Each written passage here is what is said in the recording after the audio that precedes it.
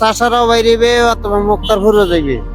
এখানে মনে করেন রাস্তা বৃষ্টির অবস্থা হইলে মানে গাড়ি অটো রিক্সা মানে খালি পল্লি আর পল্লি, আর মানুষের দুর্ভোগ, মানুষের প্যান মনে করেন জায়গায়ও যাইতে পারে না এমন অবস্থা হয়ে জায়গা।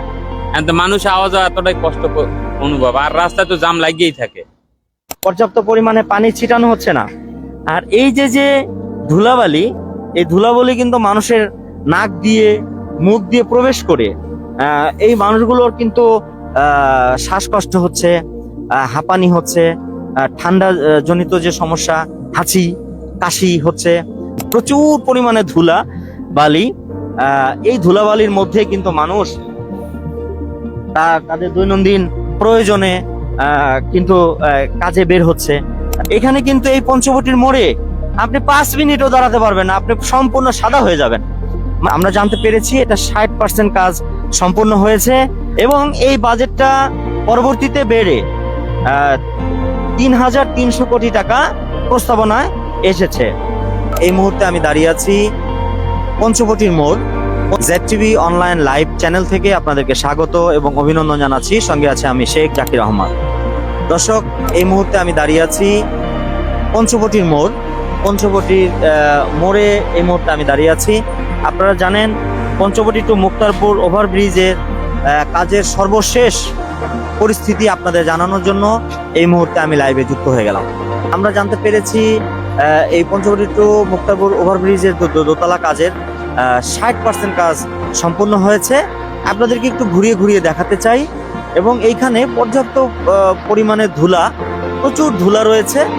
এই ধুলাগুলো আপনাদেরকে দেখাতে চাই এবং কাজের সর্বশেষ পরিস্থিতিটা আপনাদেরকে দেখাতে চাই।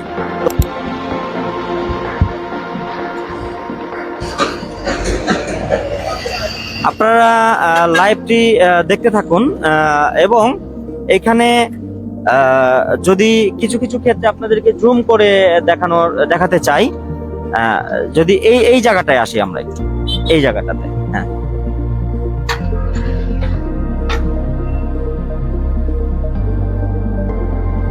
তো পঞ্চবটি টু মুক্তারপুর ব্রিজের সর্বশেষ অবস্থা দেখানোর সাথে সাথে আপনাদের সাথে কিছু তথ্য শেয়ার করব। আর যারা এই লাইভটি দেখছেন দেশ এবং দেশের বাইরে, যে যেখান থেকে দেখছেন, আমাদের এই লাইভের মধ্যে কিন্তু স্টার দেওয়ার ব্যবস্থা রয়েছে। আপনারা চাইলে আমাদেরকে স্টার দিয়ে আমাদের চ্যানেলকে সহযোগিতা করতে পারেন। আমরা এই চ্যানেলের মাধ্যমে আমরা যেখানে যে পরিস্থিতি কাজ চলছে, রাস্তাঘাটের দুর্যোগ, মানুষের সমস্যা, দুর্ভোগ, ভোগান্তি, এই সমস্যাগুলো আমরা তুলে ধরার চেষ্টা করছি ZTV অনলাইন লাইভ চ্যানেলে। তো আমাদেরকে যদি আপনাদের সম্ভব হয়, আপনারা স্টার দিয়ে আমাদের পাশে থাকবেন। মুক্তারপুর দিয়ে যারা ওভারব্রিজ দিয়ে আসবে, আসার পরে এই জায়গার যে এখান দিয়ে নামবে, এই লেনটা দিয়ে নেমে দেখেন, একটু মাঝে মাঝে আমরা একটু জুম করে দেখাতে চাই। হ্যাঁ, রাইট। এইখানে দিয়ে নেমে আপনারা ঠিক ওই জায়গাতে আপনার নেমে যেতে হবে, যেটা হচ্ছে বিসিকের আসার পাশাপাশি আপনার এই যে এখানে কিন্তু আরেকটি রোড রয়েছে বিসিক থেকে বের হওয়ার। এই জায়গাটাতে আপনার নেমে সরাসরি চাষারা চলে যেতে পারবেন। চাষারা, পুলিশ লাইন, এদিকে আপনারা সরাসরি বিশ্ব রোড দিয়ে বের হয়ে ঢাকাতে চলে যেতে পারবেন। তো যারা এই লাইভটি দেখছেন তারা অবশ্যই আপনাদেরকে একটু জুম করে দেখানোর চেষ্টা করছি এই জায়গার সর্বশেষ পরিস্থিতিটা। এখানকার কাজের পরিস্থিতিতে যদি দেখাই, দেখেন এখানে মোটামুটি কিন্তু কাজ চলছে। আর আমরা জানতে পেরেছি এটা 60% কাজ সম্পূর্ণ হয়েছে। 26 সালের মাঝামাঝি পর্যায়ে শেষ করার ইচ্ছা তারা পোষণ কিন্তু করেছে। আপনারা সাউন্ড ঠিক পাচ্ছেন কিনা এবং ভিডিওর কোয়ালিটি ঠিক আছে কিনা আমাদেরকে একটু কমেন্টসে জানাবেন। অল ডান, থ্যাংক ইউ, ধন্যবাদ। আমাদের সঙ্গে যুক্ত হয়েছেন লিপি, ধন্যবাদ জানাচ্ছি আমাদের সঙ্গে যুক্ত হওয়ার জন্য। সব ঠিক আছে, আপনি চালিয়ে যান ভাইয়া। নজরুল হাসান আমাদের সঙ্গে যুক্ত হয়েছে, ধন্যবাদ। আমরা পঞ্চবটি থেকে আপনাদেরকে সার্বিক পরিস্থিতি জানাচ্ছি এবং এই বাজেটটা পরবর্তীতে বেড়ে 3,300 কোটি টাকা প্রস্তাবনায় এসেছে। এই কাজের সর্বশেষ অবস্থাটা যদি আপনাদেরকে জানাই,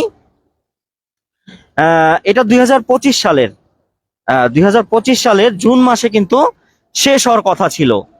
তো এই প্রকল্পের যারা দায়িত্ব পেয়েছে চীনা একটা কোম্পানি, তারা এটা ধীর গতিতে কাজ করার কারণে, ধীর গতিতে বা তাদের জনবল কম থাকার কারণে বা তারা ধীরে ধীরে কাজ করার কারণে এই প্রকল্পটির সময়টা কিন্তু বৃদ্ধি করে নিয়েছে তারা, বৃদ্ধি করা হয়েছে। এটা হচ্ছে একটি চীনা কোম্পানি যৌথভাবে এটার কাজের দায়িত্বে রয়েছেন। এটা বাংলাদেশ সেতু কর্তৃপক্ষ এটা পরিচালনার দায়িত্বে রয়েছেন। এখানে কিন্তু এই পঞ্চবটির মোড়ে আপনি 5 মিনিটও দাঁড়াতে পারবেন না, আপনি সম্পূর্ণ সাদা হয়ে যাবেন, মানে একটা মৃত লাশ হয়ে যাবেন, মৃত মানে এখানে যদি আমরা কিছুক্ষণ থাকি, কিছুক্ষণ যদি আপনাদেরকে লাইভে দেখাই, তাহলে আমাদেরকে কিন্তু আর আপনারা খুঁজে পাবেন না। এই জন্য এখানে বেশিক্ষণ থাকা যাবে না। আসলে বাংলাদেশের মানুষ যে কিভাবে আল্লাহ রব্বুল আলামিন আমাদেরকে বাঁচিয়ে রেখেছেন একমাত্র আল্লাহই জানেন। তো আমরা কিভাবে বেঁচে আছি, এই যে এই জায়গাটাতে দেখেন, মানে কুয়াশা, সকালে শীত তো এখনো ভালোভাবে আসেনি। সকালে উঠলে যে কুয়াশাটা মনে হয় সেটার মতো মনে হচ্ছে। দেখেন প্রচুর পরিমাণে ধুলা বালি, এই ধুলাবালির মধ্যে কিন্তু মানুষ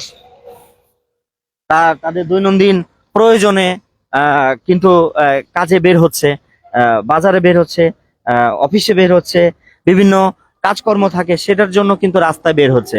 আর রাস্তায় আসলে তাদের যে পোশাক আশাক, তাদের যে মানে তারা যেভাবে বের হয় বাসায়, আমার মনে হয় না যে ওইভাবে আবার বাসায় তারা ফেরত যেতে পারে।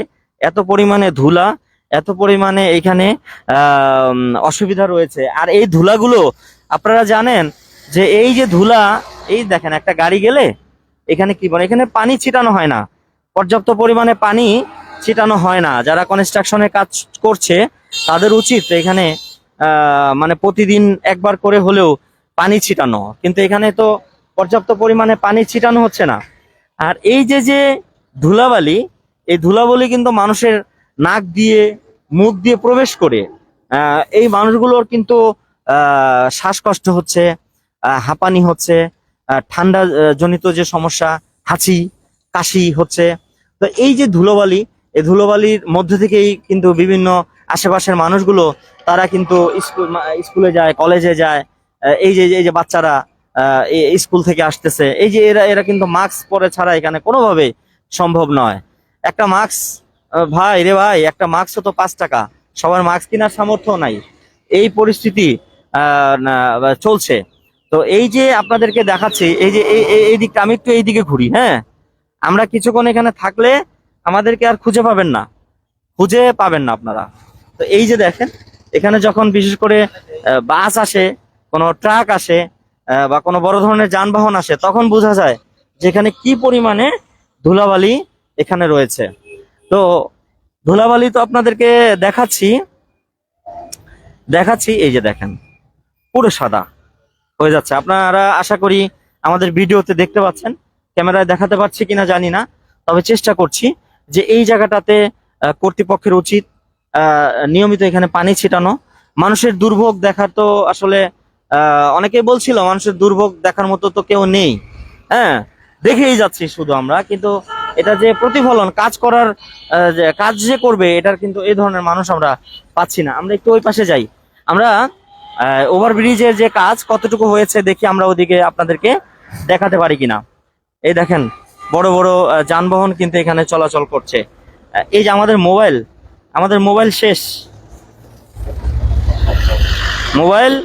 শেষ।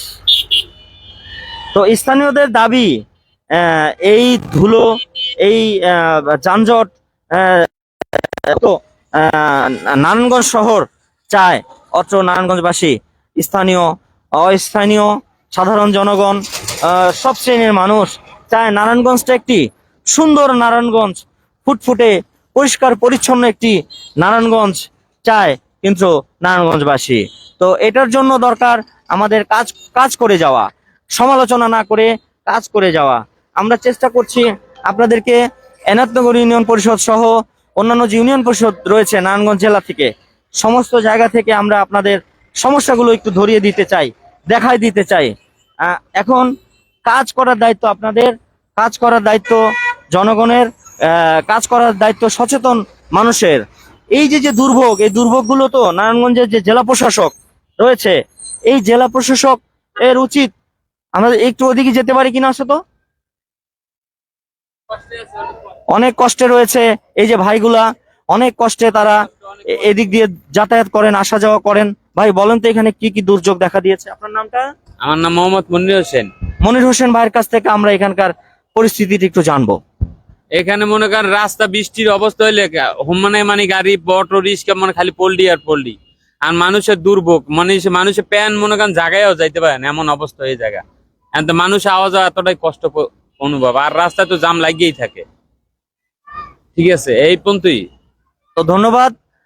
উনি বলছিলেন যখন বৃষ্টি হয়, বৃষ্টির সময়, এখন যদিও বৃষ্টি কমেছে তারপরেও ধুলাবালির কোনো মানুষ থাকতেই পারে না, থাকতে পারে না। 5 মিনিট দাঁড়ালে এখানে ধুলোবালু কোনো মানুষ থাকতে পারে না। ভালো একটা পোশাক কিনতে কোথায় যাওয়ার মতো পরিচিতি নাই।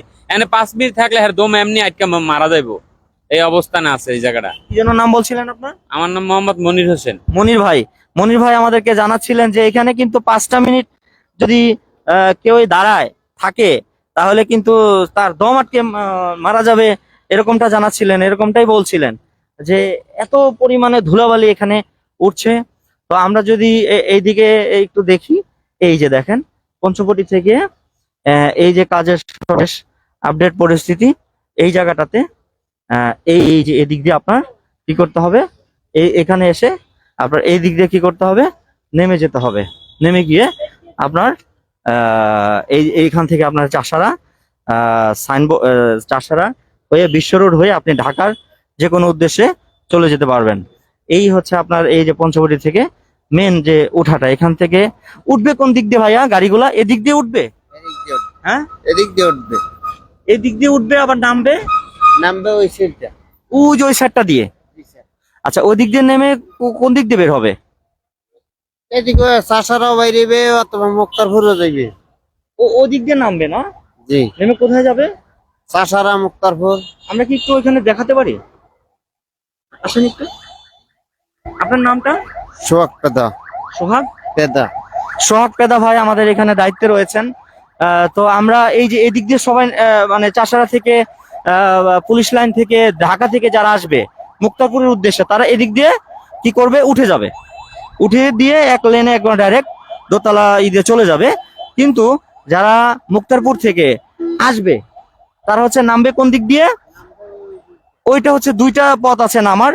একটা হচ্ছে ওই যে পাগলা, ওদিক দিয়ে পাগলা, আলীগঞ্জ, ফতুল্লা, পোস্তখোলা যারা যাবে তারা নামবে ওই যে দ্বিতীয়টা, একটু জুম করে দেখো। তাদের মেসেজের উপরে নির্ভর করে আমরা চলে এসেছি আপনাদেরকে সর্বশেষ পরিস্থিতি জানাতে। আজকের ভিডিওটা আমরা এখানেই শেষ করব। আজকে আপনাদের সাথে শেয়ার করার চেষ্টা করেছি যে কিভাবে পঞ্চবটি টু মুক্তারপুর ব্রিজের সর্বশেষ কাজের পরিস্থিতি আপনাদের সাথে শেয়ার করলাম।